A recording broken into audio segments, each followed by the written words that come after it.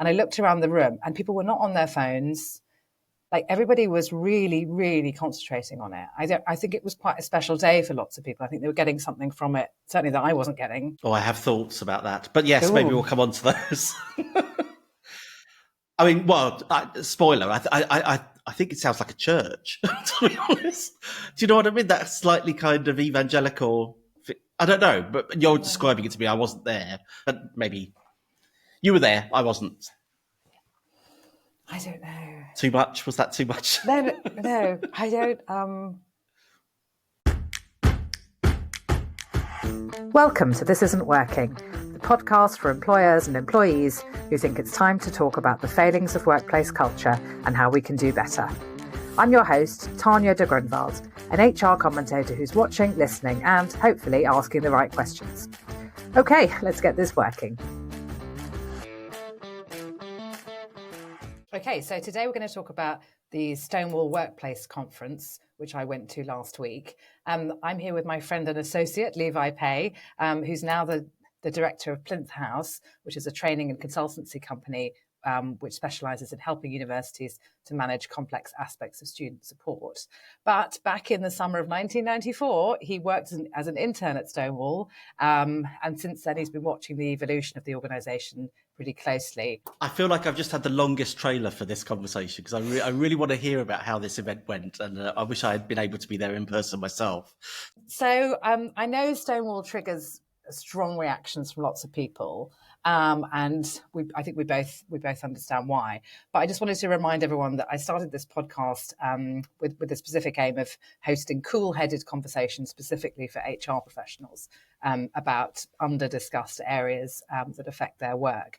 So that means that we're going to look today at the Stonewall Workplace Conference specifically through an employer lens. So we'll start with Levi asking me some questions about the conference. I haven't given him the full story until now, so these are genuine reaction shots you're going to see. And then we'll move on to discuss what sort of support we think employers would have found valuable from a conference like this. And obviously that's particularly in light of the challenges that they face since the recent Supreme Court ruling, which said that in the Equality Act, sex means biological sex. Also, we know that pride is looming large and activists who are disappointed with the ruling are getting increasingly noisy. So there's lots for employers to think about. Okay, Levi, I know you're dying to ask me all about the conference. Go on, fire away, ask me anything. So I think we should start with a bit of context. What, where, when was the conference? What brought you there? Set the scene. Okay, so it was Thursday, the 8th of May, so it was a week ago today. It was at the Trades Union Congress, which is a big building in Bloomsbury, central London, nearest Tube, Tottenham Court Road. And they have a conference suite downstairs in the lower ground floor, which actually isn't quite as horrible as it sounds. It was actually quite nice. I went to Maya Forstater, who's the founder of Sex Matters, who I'd interviewed the previous week, but I'm in no way affiliated with Sex Matters. So I was there as me, kind of as a podcaster and person who's interested in this space. So non-members were paying, that's non-diversity champions, non-Stonewall diversity champions, were paying £379 plus VAT. And diversity champions, depending on which sector you were in, were paying between £325 and £359 plus VAT just for the day. So who was it aimed at then, and who actually turned up?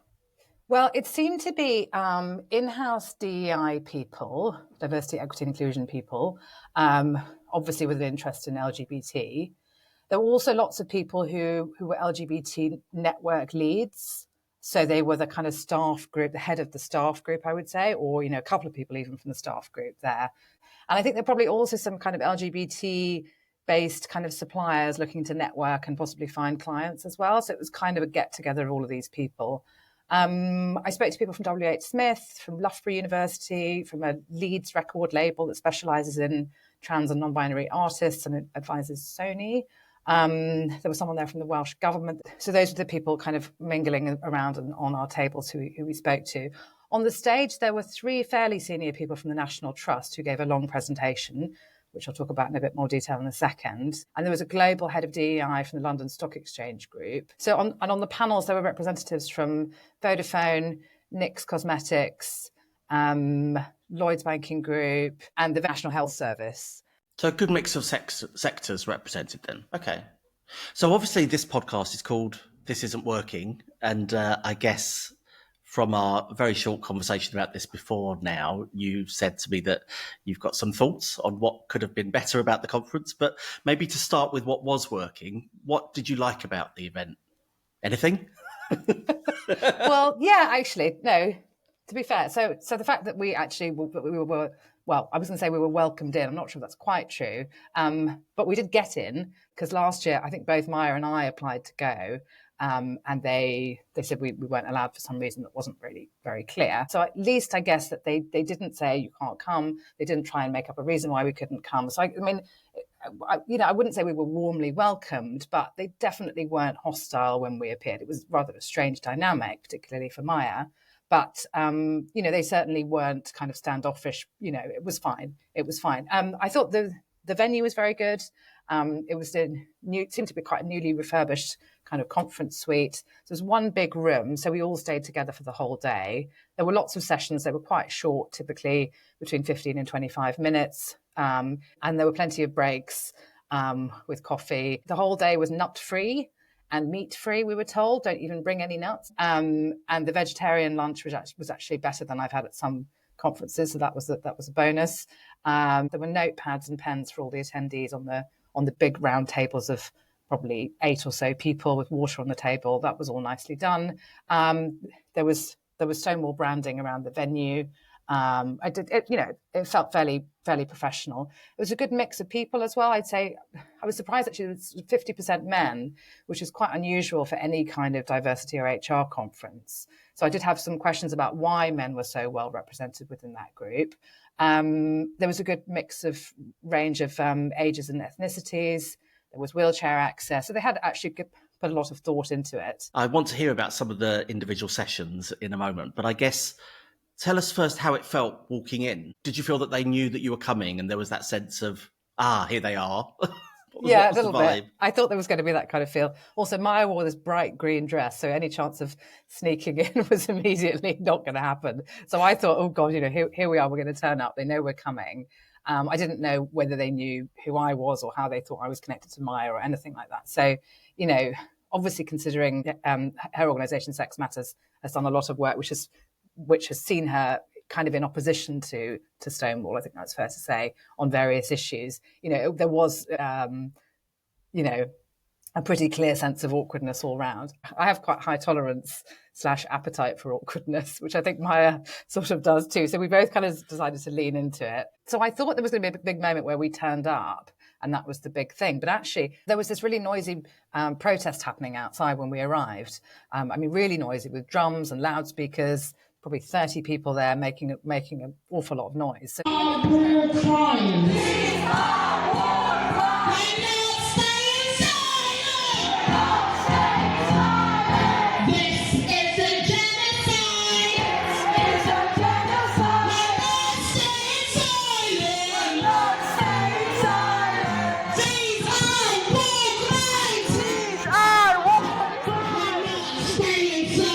Stonewall dealing with that.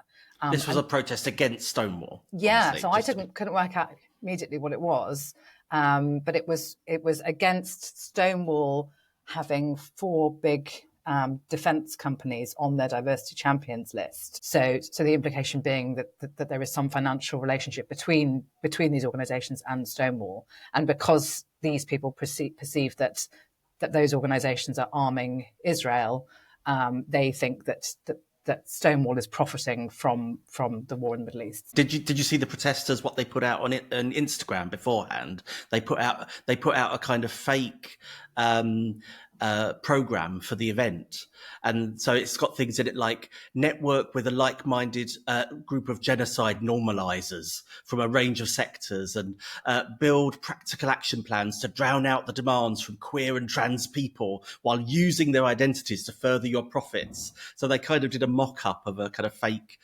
Stonewall conference program. It was quite bizarre, and yes, that's Queers for Palestine for you.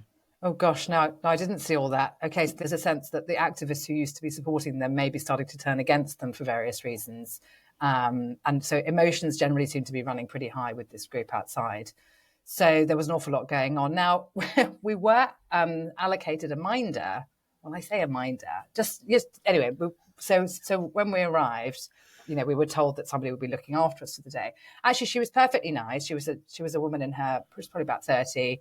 And she was Canadian. She was fine. I think the whole vibe was a bit odd, but she was actually fine during the day. But basically, she sort of either was with us, talking to us, or very, very close to us when we were talking to other people. I don't know whether they thought that Maya might ask difficult questions or might make trouble in some way. I don't know what they thought, but they sort of had somebody kind of hovering there. There was a couple of moments when Maya and I didn't sit together, because we certainly weren't together all day. I noticed that that person was with Maya, and I had picked up somebody new who was sort of tailing me. The whole thing was a bit odd. So, and no one else had this. I'm assuming this is just a special treatment thing, right? No, and my person didn't introduce herself either, but I just was kind of conscious that somebody was lurking around, so that was a bit odd. But so I don't know what they thought we were going to do, and I thanked her at the end for, I think I said, thank you for babysitting us, rather a strange gig for you, and she said she preferred to think of it as chaperoning us. So I don't know what they were expecting. So I think they were a little bit wary of us. Actually, it was Maya who was accosted by somebody from Gendered Intelligence, I'm going to loosely say, training organisation. And actually, that was a bit, I didn't actually see that. That's Maya's story to tell, really. But there was a moment when actually I think it was probably quite good to have somebody kind of hovering around and able to kind of de-escalate a situation that might have gone upwards otherwise. So also on the way in, we were told that we could take a little sticker, which was either green, amber, or red, which reminded me of those like traffic light parties in like the noughties. Do you remember whether you were kind of on the pull or not? Anyway, it was like that, but it was whether or not you were up for being spoken to by strangers, which I thought was quite odd for a conference, because like you go to a conference to talk to any people, right? I mean, I do, but I suppose they were conscious that lots of people there maybe weren't as up for talking to people for all sorts of reasons. So already it had this sort of slight cotton wool vibe around it. And there was another sticker for people who had health issues or something like that. I'm not quite sure what that was about. We were also told, and I did think this was very odd, we were also told that there were no photos at all at the conference, which I thought is just incredibly unusual for a conference. I don't think I've ever had that. Yeah, they didn't explain it when we arrived. I did ask about that later on. I said, what's that about? Because actually, I wanted to get a picture of Maya for her to use whatever she was going to, to show that she'd been there. And there were plenty of big signs saying, Stonewall 2025 Workplace Conference, with nothing in the background, no people in the background, that she could just have stood next to, but they wouldn't even let us take a picture of that. It was really odd. And I said, is it for privacy of other people? Because if there's no one in the background, isn't that okay? The press person said no. I kind of pushed her on it as much as I could. At one point, I thought she might kick us out if I asked any more questions, so I dropped it. But there didn't seem to be a reason for it. So that was also really awkward, because it meant that you couldn't take photos of any of the slides, which had quite a lot of information on them. And also there was no brochure. So I just got this flimsy A5 piece of paper, which actually I was going to wave during this conversation, but I've lost it because it was so flimsy. But I took a picture of it before I lost it, so I'll put that up. But there was nothing, there was no brochure. So for nearly £400, you have nothing to take away at all. So I'm not sure what employers were going to bring back to sort of show for their day if their employer has paid for this. And there was also no social media. There was no hashtags or anything like that. Whereas usually at conferences nowadays, they're dying for you to sort of tweet about stuff. So that was quite unusual, let's say. There was no visible sponsorship from any other brands. There were some exhibitors outside the main room. So they were there for the kind of coffee area, kind of during the breaks. So Gendered Intelligence, Trans in the City, those sorts of people. And I know what you're going to ask. You're going to ask me about the loos, aren't you? Tell me about the loos. Which were, so they said, we've got two sets of gender neutral loos. So there are gender neutral toilets with urinals, and there are gender neutral toilets with cubicles. So already you've got to suddenly think, what? So going in. Anyway, so that was up to you to decide, but I guess you take your chances with who you're going to meet in there. But they did say, if you'd like single sex toilets, there are some on the second floor. Now, at this point, you're in the lower ground, right? So you've got to go up 3 flights to get to the single sex toilets.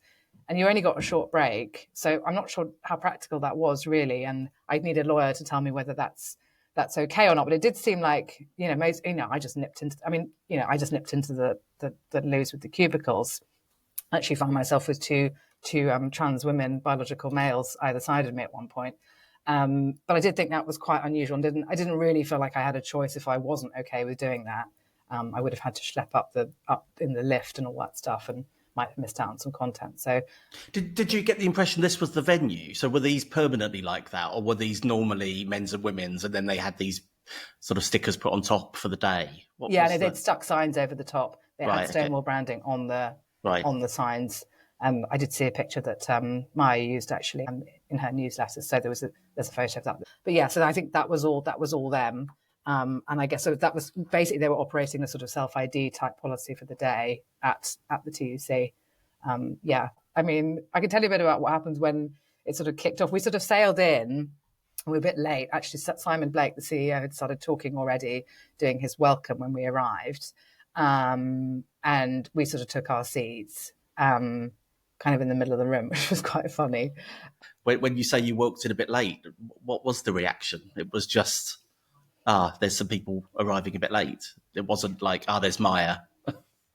I mean, I can't read people's minds. There wasn't like anybody whispering or staring particularly, but there was one person who came up to us during the day and said, "Are you Maya?" And Maya said yes. And he said, "Oh, I'm a really big fan." And we were like, "Really?" and he said, "I thought it might be you, but then I thought, no, she wouldn't be at the Stonewall conference."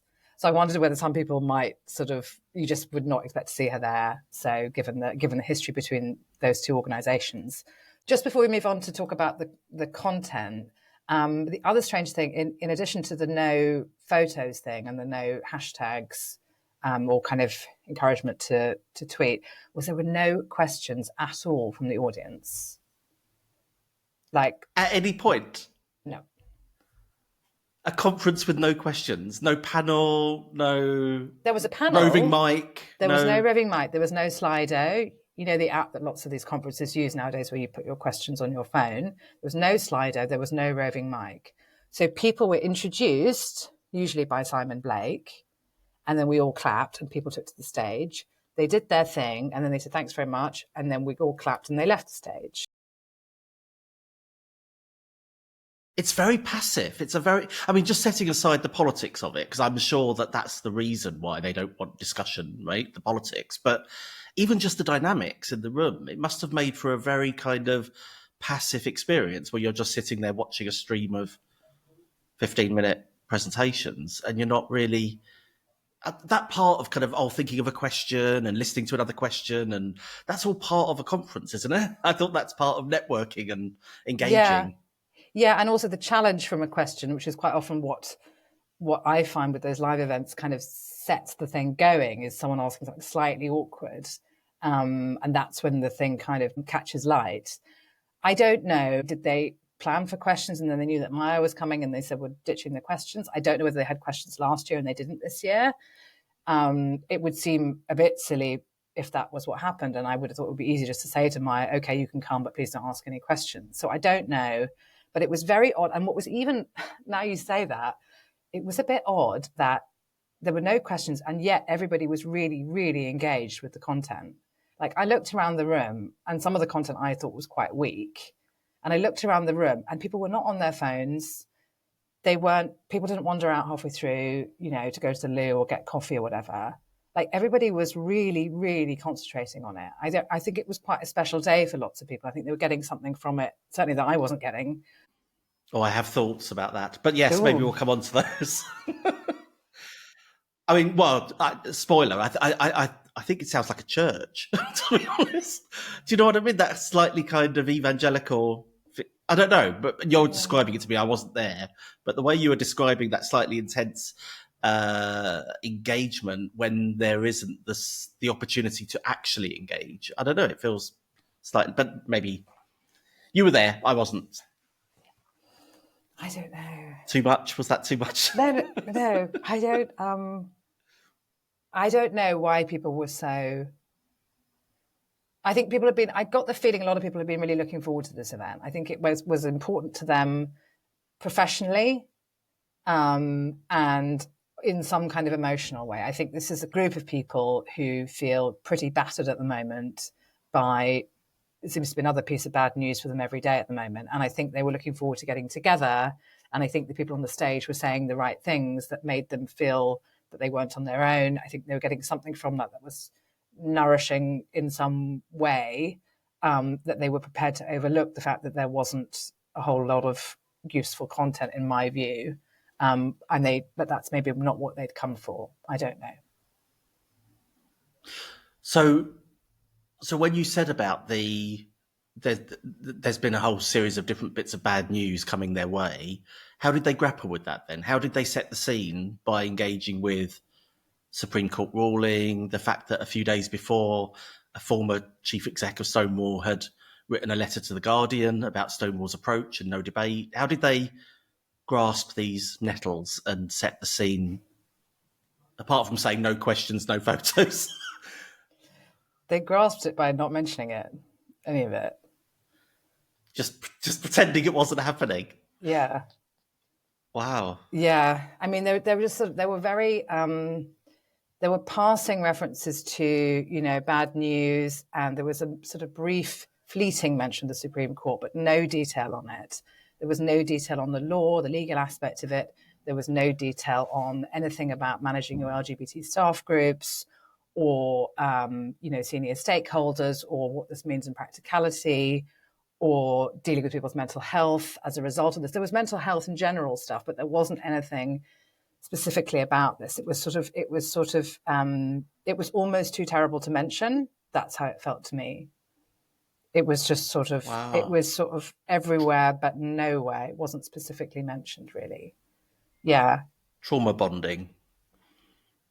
I don't know. I think they feel under attack, and they were coming together to try to get some sort of comfort from being all in the same room, I think. And so from that perspective, I felt a bit sorry for them in a way. Bear with. I don't know whether they deserve it or not, because some of these people are capable of also being pretty unpleasant to deal with. But I don't know. They just didn't seem like they were in good shape, a lot of them. Partly mentioning it is the way of starting the conversation about how you strategically move on, right? So not only does it create this kind of elephant in the room vibe, which I think is a bit awkward, I imagine, but I also feel like it stops you having the kind of conversations that will develop the very strategies you need to move into the next phase, because it's that kind of conversation at a conference that it's a chance to listen to your supporters. It's a chance to, test the vibe. And I guess if they've got no questions, they're not testing any vibes. I think I might be able to help you with some of the answers to that question about what they didn't discuss by telling you what they did discuss. There are a few things that I noticed. One of which was, I thought we got back to about maybe an hour in, and I didn't really feel anybody had mentioned the word trans or non-binary at any point. It was LGBT, and even that wasn't really discussed. What there was instead was an awful lot of emphasis on race. And I think it was about, there was a lot about sort of conflating racial prejudice with LGBT discrimination. So the first speaker, she was a Black woman, and she'd been to an event. I think she went to a meeting with the CEO of a company, and the security people thought she'd come to the wrong door because she couldn't possibly be there for a meeting with the CEO. I don't know, they thought she was a cleaner or something horrible like that. So she had a horrible experience, and that didn't have anything to do with LGBT. But it sort of, that was a sort of thing that was said all the way through the day without any explicit link to LGBT. There was also a whole session which was anti-racist approaches to inclusion. There was also a lot of talk about well-being and mental health. So there was a lady who was the chief exec, I think, of Mental Health First Aiders who gave a presentation. And I sort of felt like it was all being kind of conflated into one thing. And it seemed to be about like gathering the kind of outsiders and the marginalized and the people who are suffering and bringing them all together, hoping that the numbers would be enough to kind of mobilize everybody towards whatever the agenda was for this day, which also wasn't totally clear to me. Yeah. I mean, the race thing is interesting from the point of view of what I'm seeing a lot of on LinkedIn and elsewhere is the using of other issues to further promote trans equality.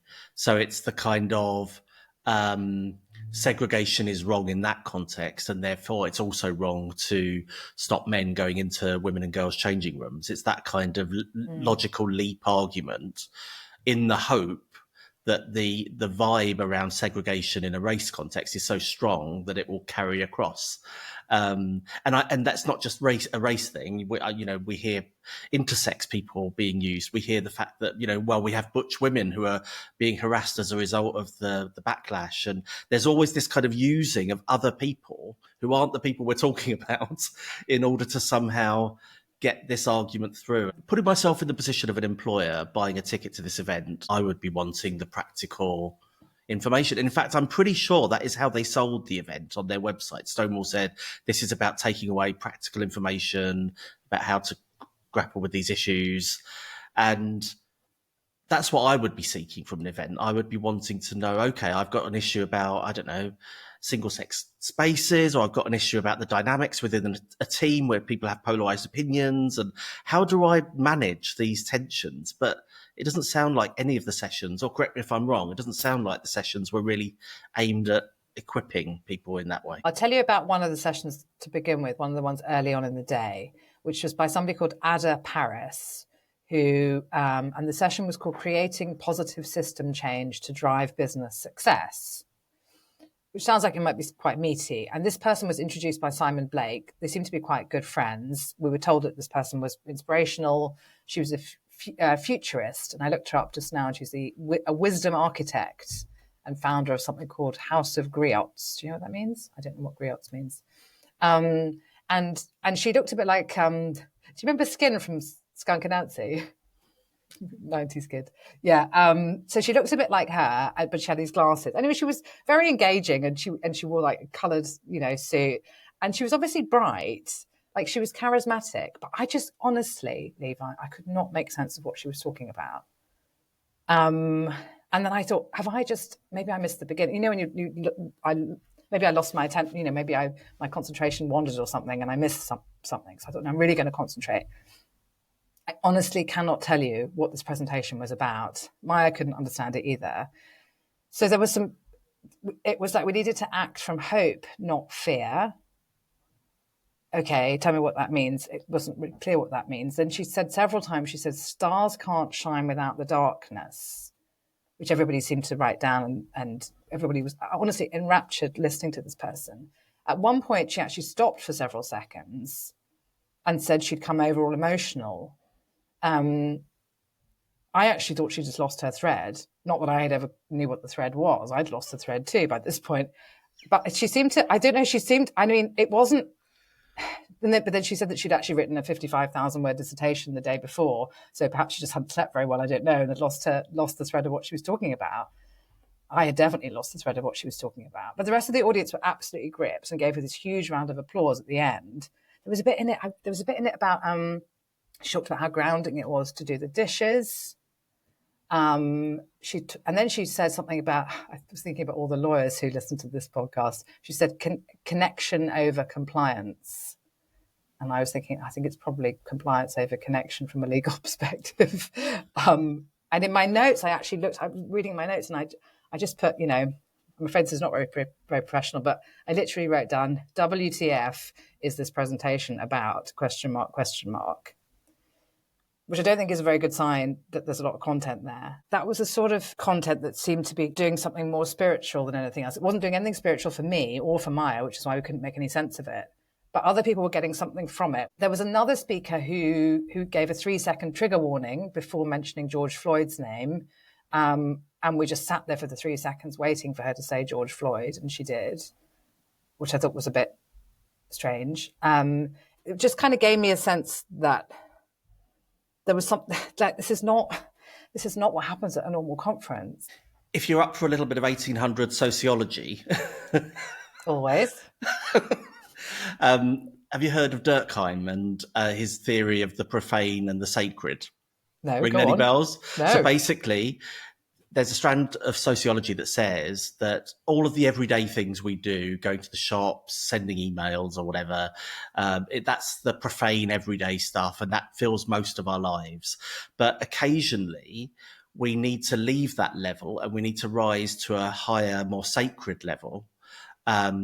And the way we do that often is through collective experiences. We get together with other people who share our values.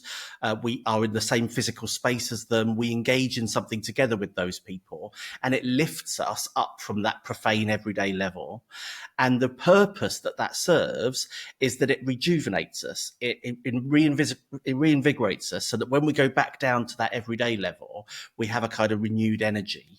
And people have said that this is one of the things we've lost when in moving away from religion, is we've lost those kind of moments. It might be a religious service that gives us that, but it might be singing in a choir, going to a football match, watching the Olympics even, that kind of communal experience. And everything you're describing in this conference feels like it was a really strengthening experience for a lot of the people there, but in a way that is fundamentally sacred and spiritual. I think that was the word you used, spiritual, rather than practical or meaningful in a kind of business employer sense. Does that chime? Yeah. It did feel more spiritual than it was professional. I mean, there was a bit of content. Shall I tell you about sessions that stood out? Do you want me to tell you about those? The first one was by the National Trust, who had a whole session to themselves. I think it was about 25 minutes, and there were three of them, one guy and two women. And they told us all about how they were transforming the National Trust to make it more inclusive.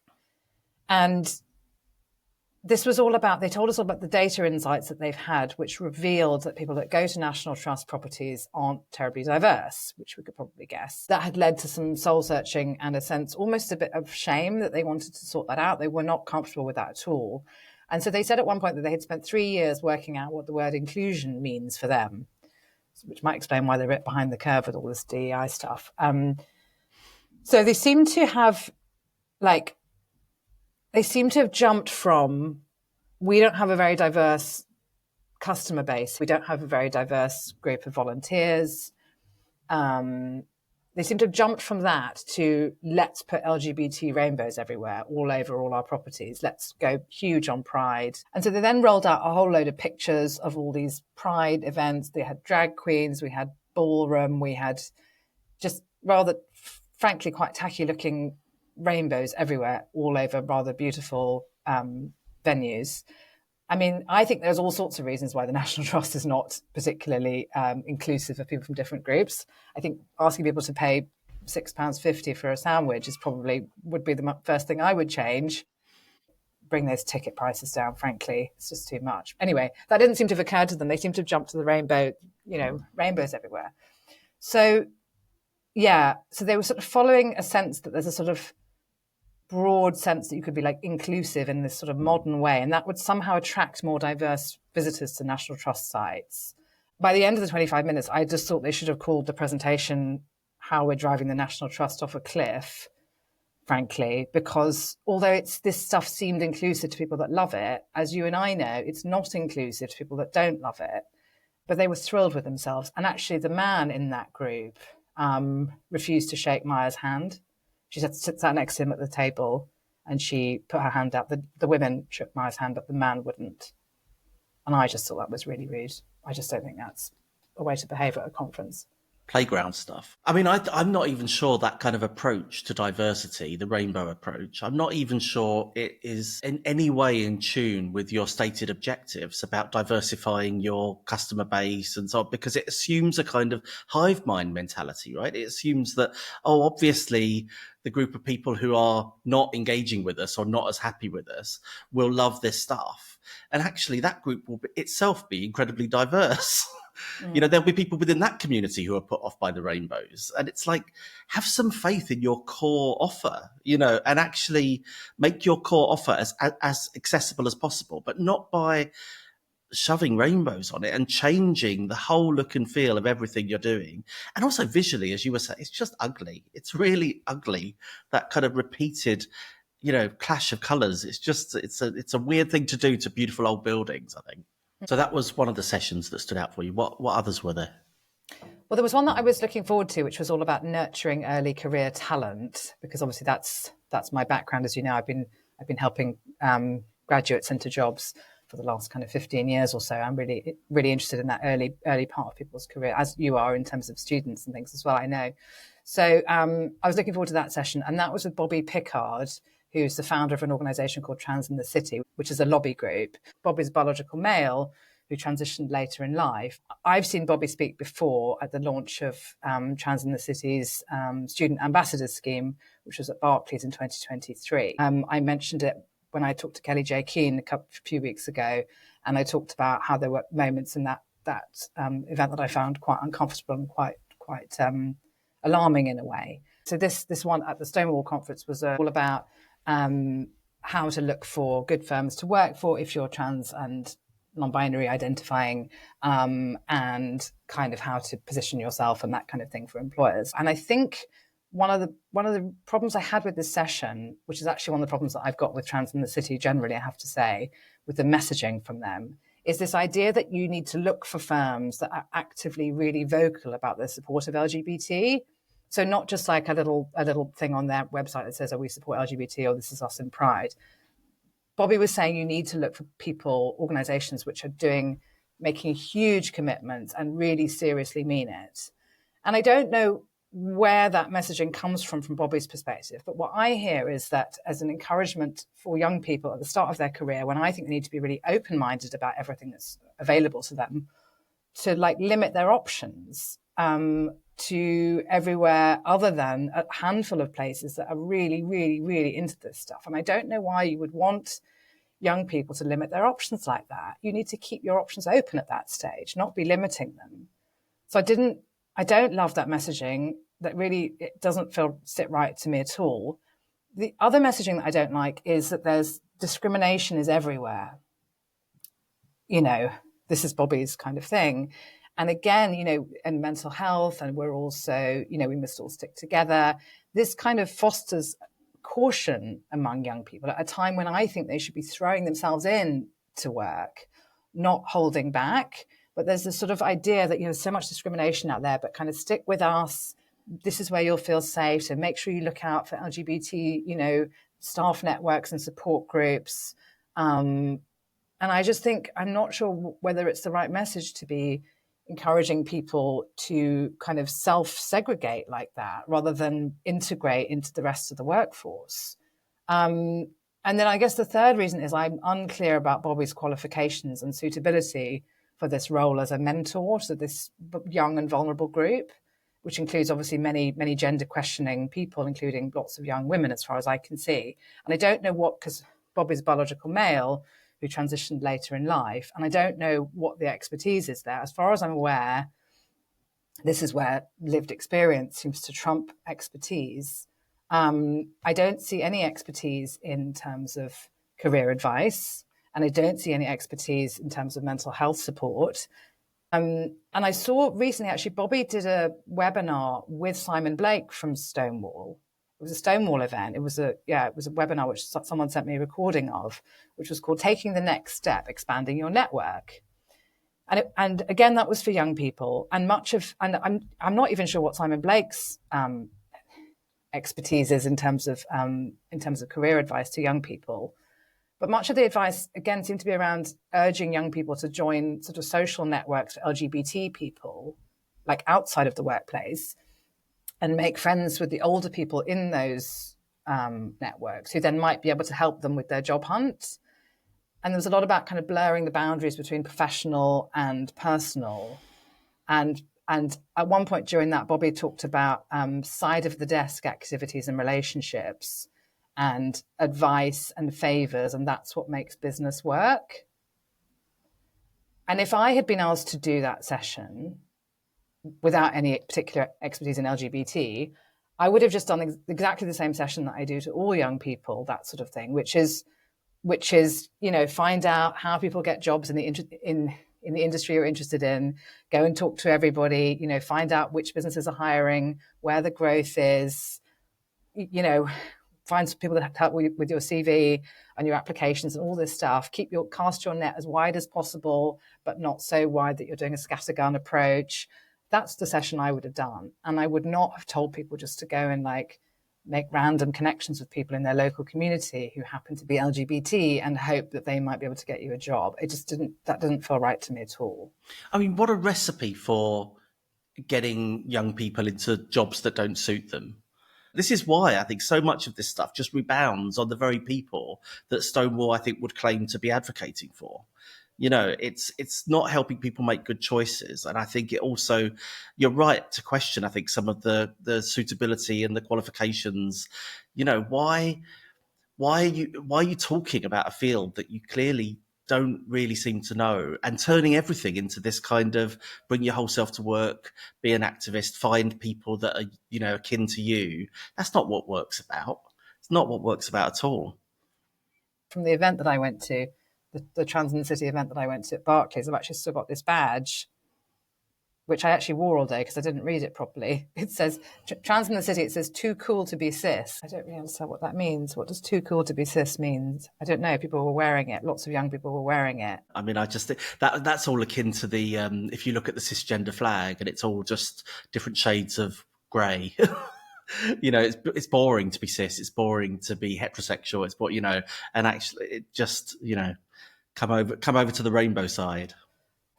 So Trans in the City, their sponsorship pack says that they're still working with Google, EY, Clifford Chance, Barclays, Wix, Deutsche Bank, Sky, Whitbread, PwC, JP Morgan, BP, and a few others. I haven't seen those brands involved with them in terms of their awards or anything like that, or any events with them recently. So we'll see, I guess, during Pride.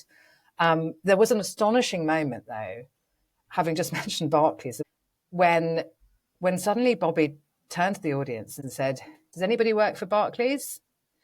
And nobody did. And then said, "We don't know the situation for trans and non-binary people in Barclays, but the message they've sent out to trans and non-binary people that might have been looking for a position in Barclays is one that is very, very negative, especially young people who are so plugged into social media. You have to get those messages right." And that was a reference to Barclays having announced that they were planning to follow the Supreme Court ruling and put in place bathrooms and facilities generally, which align with the Supreme Court ruling. So that looks to me like Bobby kind of slagging off a presumably now ex-client at a public event. Very professional. I mean, it's always disappointing to lose a client, but you don't generally slag them off at a public event. But that's just the whole shtick, isn't it? There's a sense with quite a lot of these organisations that it's all a bit what I call shoes off, kind of. It's all a bit casual. It's all a bit operating outside of the norms of the usual professional world. I think it's all part of the bring your whole self to work. If you're coming to work to be an activist, then also expect us to kind of name and shame a little bit if you're not meeting our standards. Of course, it's not working anymore because we've had a Supreme Court ruling, a lot's happened, a lot of court cases showing the risks that are in play for employers. And so it doesn't have the power anymore. But I guess people like Bobby are still stuck in that old way of thinking that actually, if I say this, people will jump. Or it's a warning to all the other employers in the room. Yeah. But you don't want to be next year's Barclays, and you don't want me up here naming and shaming you next time. That's sort of how I took it, to be honest.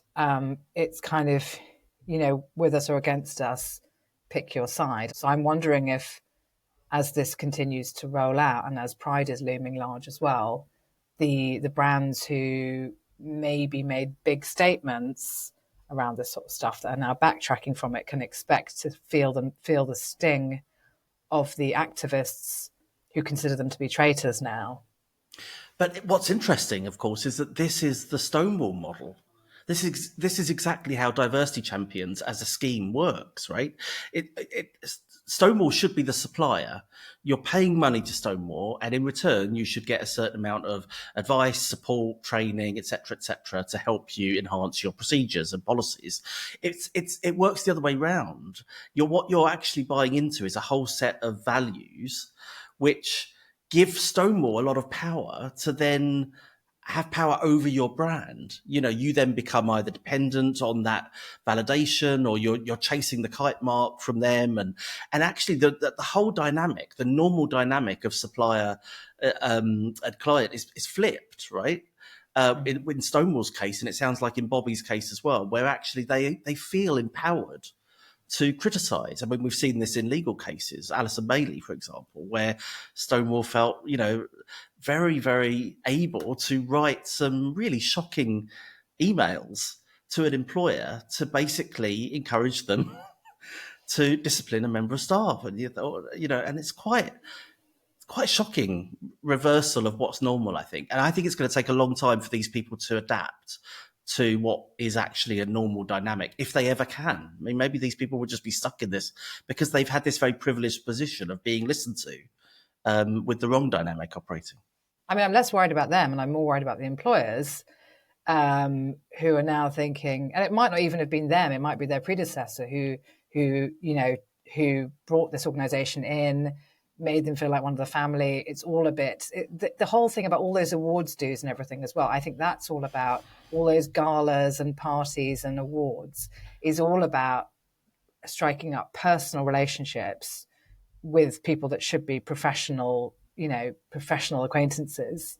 And I know, lots of industries do these dues and awards things, but not with the regularity of the LGBT stuff. It's just insane, the number of awards things. And I think all of that is about how, because, frankly, once you've gone out drinking with all these people and had a raucous night, you can kind of count on them to continue their support for you next year. But if that person then leaves, for example, or their budget just gets cut, that's going to feel, I think, like a personal loss to these activist groups, frankly. I mean, but I always felt that the rules were different for this particular group. None of this is normal. It's just not. Well, trans activism is not a normal rights movement, right?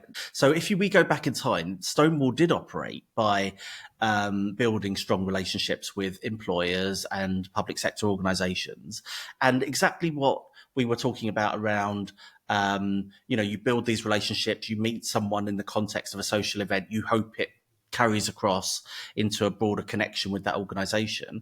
That's all fine, but it's predicated on the basis that, on the premise that Stonewall's demands will be reasonable and will be completely sensible around, equalising the age of consent, or allowing lesbian and gay people into the armed forces, or, perfectly reasonable things that are very hard for anyone to object to, anyone rational.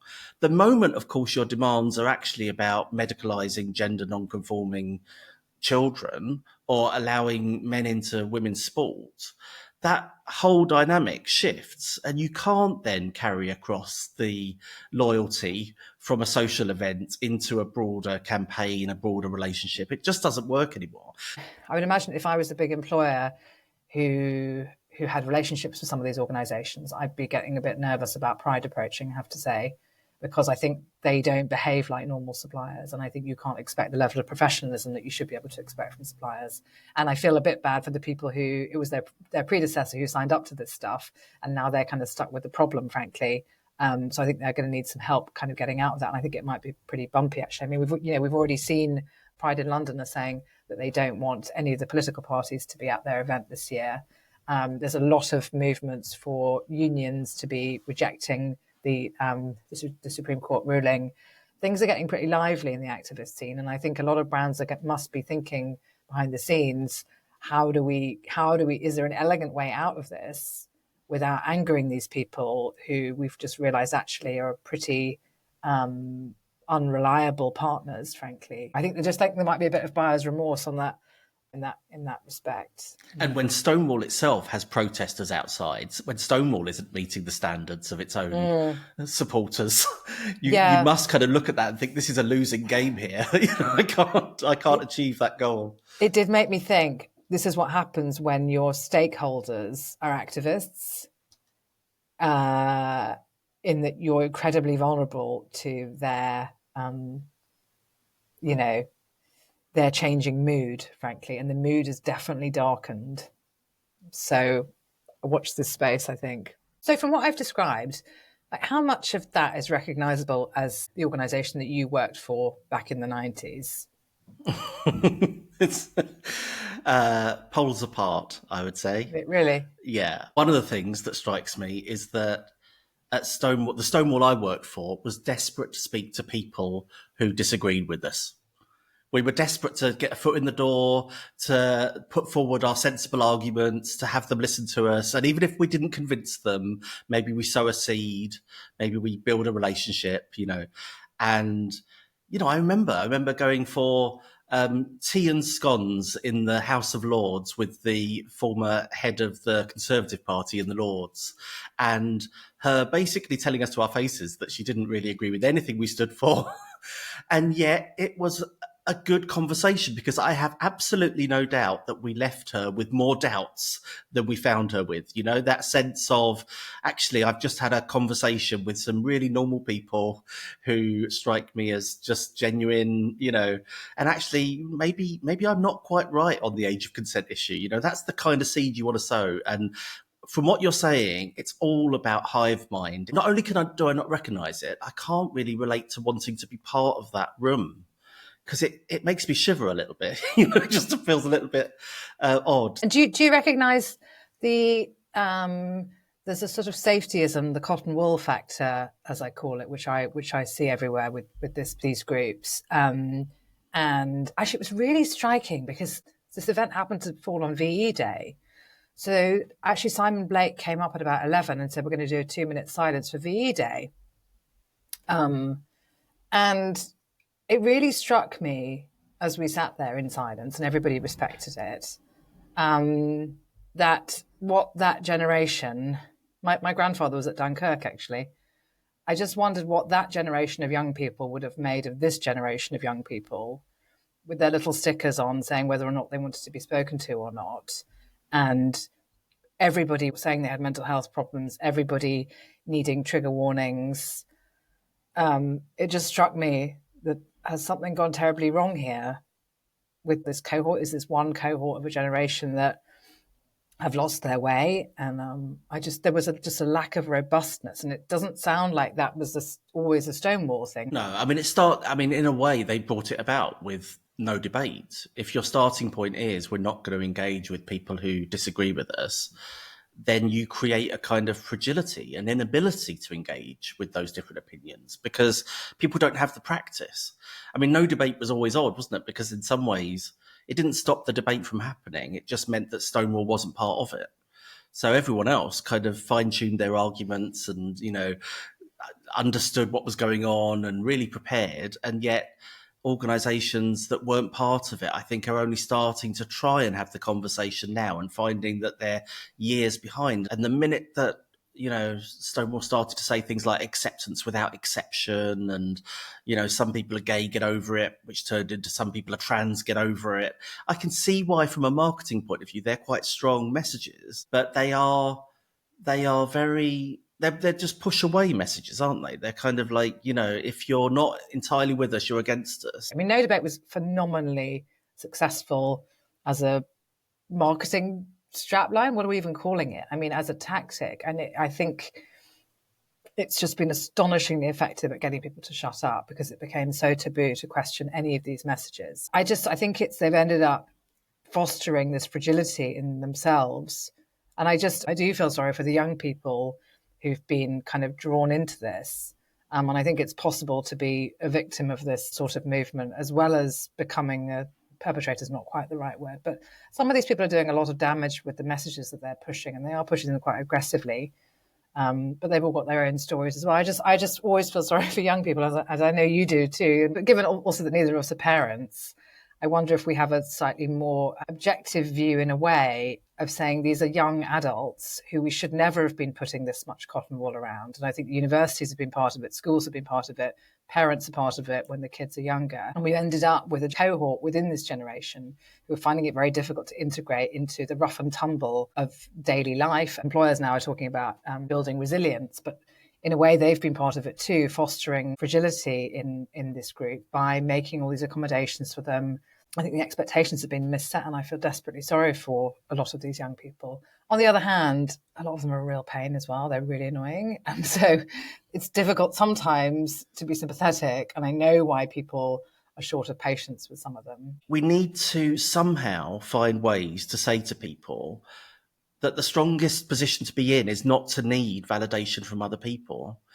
And everything you said about this event today sounded like it was a room full of people that believed in the concept of validation from external validation, not internal, empowerment and radicalism or anything like that. But obviously trans people and non-binary identified people come in many different shapes and forms, because I think it depends on what attracts you to these identities. And there are so many very different stories that lead up to that point.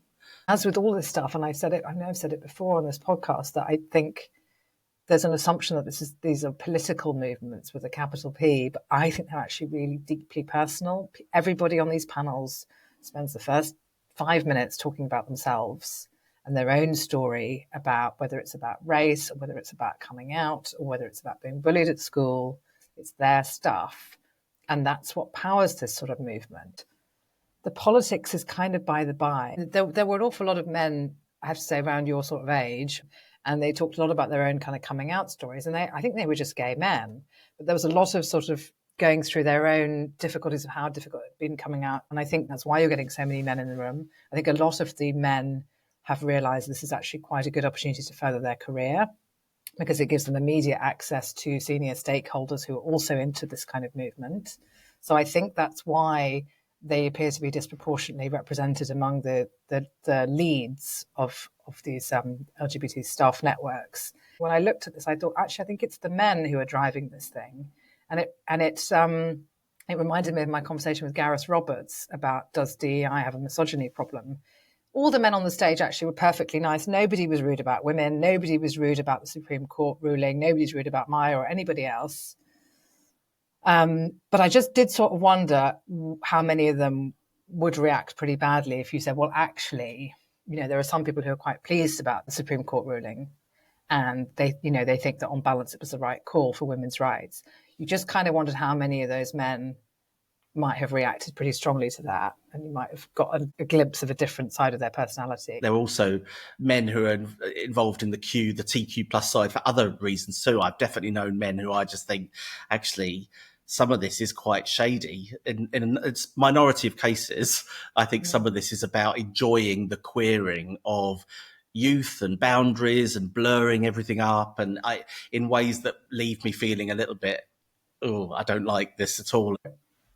I don't know whether there is a world in which the Stonewall Workplace Conference 2025 could have been an actually useful thing for employers to attend.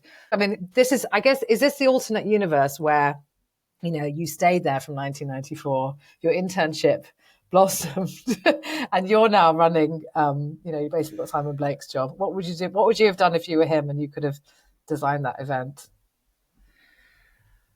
I mean, gosh, having heard from you what the event was like in reality, I think it's a much bigger ask now to create something that would appeal to the people in the room at the Stonewall Workplace Conference, and also engage with reality in the way that I think a conference like this needs to. Is it possible? Possibly. I think I would have focused the event first of all on the law. I'm not someone who can cope with an elephant in the room. I have to be the one pointing at it, going, there's the bloody elephant. And I think that there is something that, even if they don't feel it at the time, everyone needs that person in the room to do that, because it's cathartic, and it's kind of like, okay, let's engage. So I'm imagining an event that I would call something like Stonewall Workplace Equality Conference, legal clarity and respectful disagreement. So straight away, I would even badge the event as we're grappling with this, right? We're getting to grips with what's going on. And I think you could have had the most amazing legal panel for the first couple of hours, some individual speakers, group discussion. There are people who are engaging, actually, even in this field of trans rights, where there's been a lot of misinformation and a lot of unclear thinking. There are some emerging people who, while I disagree with them completely, are at least up for the engagement. So people like Melanie Field, Crash Wigley. Crash is a barrister who used to support the Supreme Court and has written an account of why he thinks the judgment was wrong. Those are two people on the more transactivist side that I think would have been up for a conversation. And you could have had people like Naomi Cunningham or Michael Foran speaking more from a gender critical or the winning side of the Supreme Court case. And I think it would have been a really interesting conversation. And even for those people who have very clear views in the room, it would have got people thinking about, well, what next?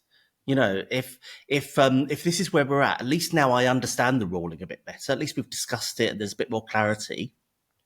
Because maybe if the law is now clear in a way that I don't like, maybe the answer is I need to start lobbying Parliament for changes to the law, or, you know, you need that space to create that dialogue for where we go next as an organisation, feeding from employers into Stonewall as well as employers taking stuff away from the event. So that could have been a great setup for the day. I don't know what you think about that. Is that realistic? Sounds like it's quite far from what you attended. Yeah, it's a long way from the event that I attended.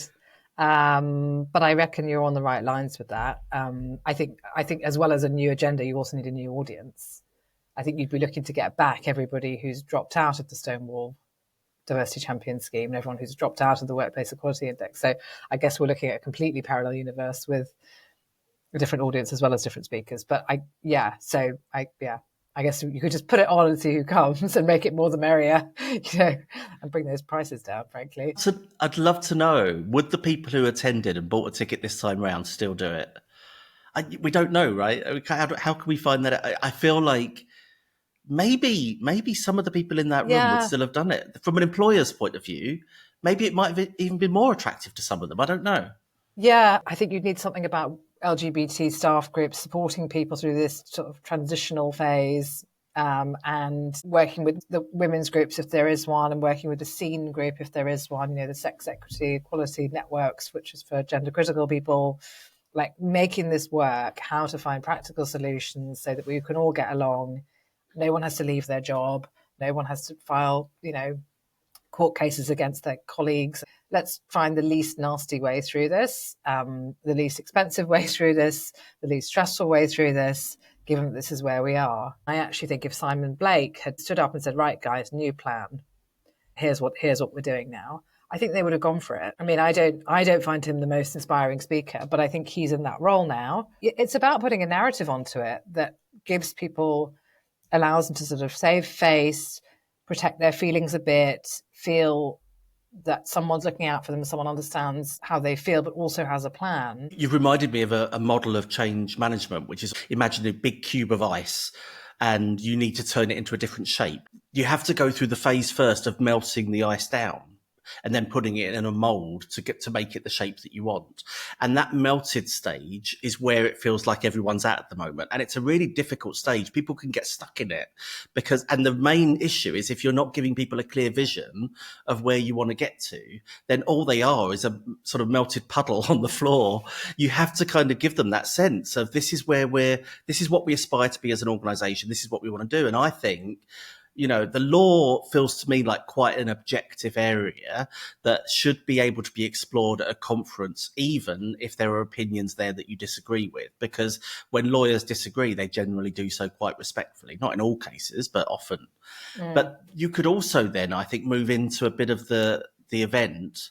And I will send my invoice to Stonewall for the free consultancy after this discussion.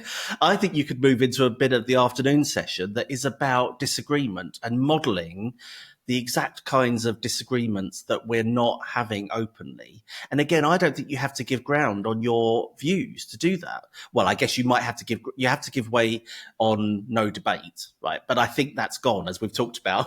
That ship has sailed. But you can absolutely hold true to your values and your beliefs while engaging in respectful dialogue, but without rehearsing the same old bloody arguments about men and women's sport or my authentic identity, my lived experience, these kinds of things that people are now just regurgitating often on X and other places. You actually get a different level of conversation by saying, no, I want you to talk about the values, but without talking about sex and gender. And then I think you could kind of move towards a more practical ending, because I think part of this is all about employers. Obviously, it's focused on sending them away with some practical information. That is what their website promised. So I think the last couple of hours could be, let's talk about 3 different really practical scenarios. Let's imagine this happens. A member of staff who is a lesbian or gay man puts in a complaint that their LGBTQ staff network isn't inclusive of them. How do you manage that situation? And just have that conversation run in the room a little bit. It's the opposite of no questions. It's like, let's have lots of questions. I mean, I would go to that event and maybe they don't want me there. I don't know. But if I would go, I kind of think there must be other people there. Stonewall has to think about its bottom line apart from anything else. One of the groups that was really underrepresented, I would say, would be older lesbians, who I didn't see a lot of at the event. There were younger women and there were older men, there were older trans women, but I didn't see a lot of older lesbians, women who think biological sex should always have been prioritised over gender identity, and have left those LGBT kind of staff groups because they just feel that they're no longer the place for them. And so I'd like to see them kind of come back, and it'd be great to have a session with a bunch of women saying, this is why we left. This was our experience. While you all thought you were being inclusive, we were quietly stepping away, and this was why. So maybe it's time for them to come back. I don't know if they want to.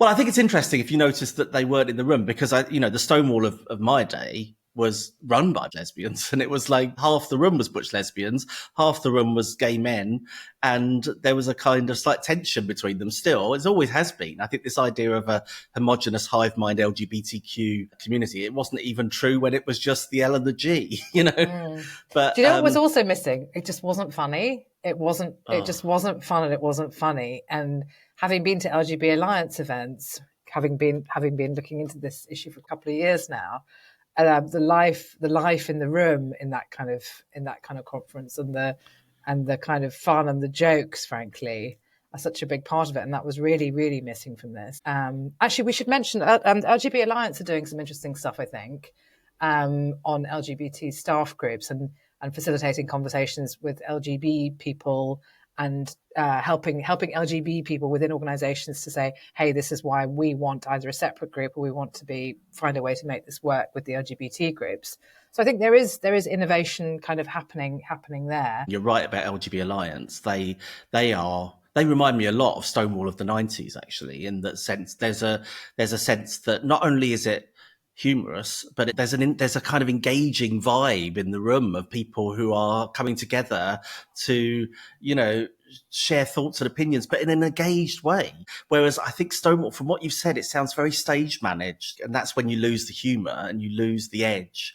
So I think people are moving across. I love the fact that LGB Alliance is becoming much more business and employer focused through their employer forum and, on LinkedIn and so on. And I think that is really building up a head of steam for a different way of looking at some of this stuff. And you can actually talk about the stuff in ways and disagree. That's the other thing. They've even said in their business forum, we're not always going to agree on what the answers are. And I think you never hear that from Stonewall these days. I still think that the employers don't have enough of a space to be able to talk about this stuff. Frankly, I mean, I'm hoping that, we're doing this with the podcast, but there is nowhere where they can go, oh my God, this is turning into a nightmare. What's going on at Barclays, for example? So they've ended up saying, we're definitely going to follow the law.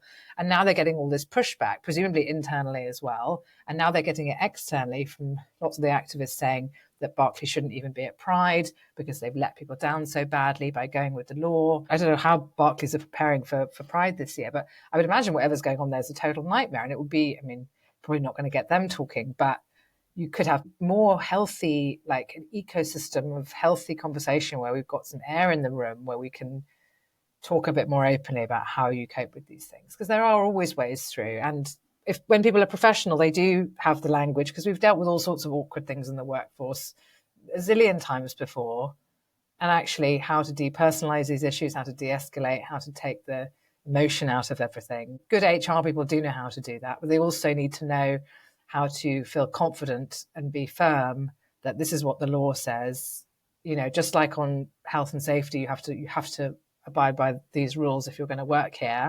I think HR people need a bit more confidence to be able to say, nope, sorry, that's just the way it is. Let's find you another solution. Make equalities boring again. Yeah. But exactly as you were saying, can we start to have some of these conversations? At the moment, they're happening on your podcast. They're not happening at Stonewall. Well, I'm not sure I'm going to be invited back. No, I wasn't invited this time, but I'm not sure I'm going to be able to come having done this podcast. Personally, I'd be putting you up on the stage. That's how you do these things, right? You get the people who are brave enough to stand up in front of a room full of unfriendly people. Yeah. And have the conversation. Given that Maya was there, I almost felt like they should have said, actually, Maya, is there anything you'd like to say? And they would have heard a pin drop. But it would have been actually, she's not out to get them all. She's really not. She's trying to find a way through this thing. I think that would have been useful. There was a quite funny moment at the very end. They made a few references towards the end of, we're all going to the pub now. So I said to our chaperone, I said, so which pub are we going to? That's great. Me and Maya can come along. We'll see you there. And I was like, just kidding. I'm kidding. Anyway, I think she enjoyed it. She was exhausted by the end of the day as well, between the protesters and us turning up. Anyway, maybe next year will be a different scene entirely. Maybe you can come. We'll go together. Sounds good. Look forward to it. Thank you so much for your time. I appreciate it. We'll talk soon. Real pleasure. Thank you.